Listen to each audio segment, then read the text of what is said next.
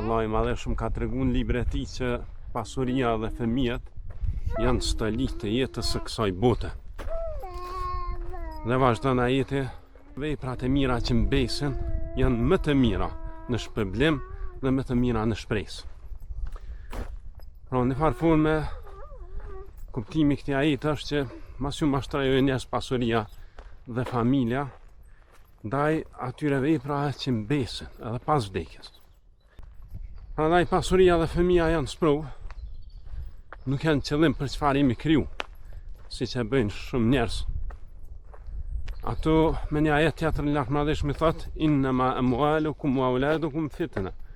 Pasuria dhe fëmijët tua janë vetëm sprovë, shpërblimi i madh është tek Allah. Kështu që ne pasurinë duhet me shfrytzu në gjëra të lejuara, në gjëra që Allah është i kënaqur, po edhe fëmijët tonë ti edukojmë formë në mirëfill. Fëmijët ti edukojmë që të bëhen respektues, të dobishëm për vete, për familje, për shoqërinë. Pra i kemi në përgjegjësi tonë, kemi më marrë në pyetje për pasurinë dhe për fëmijët tonë.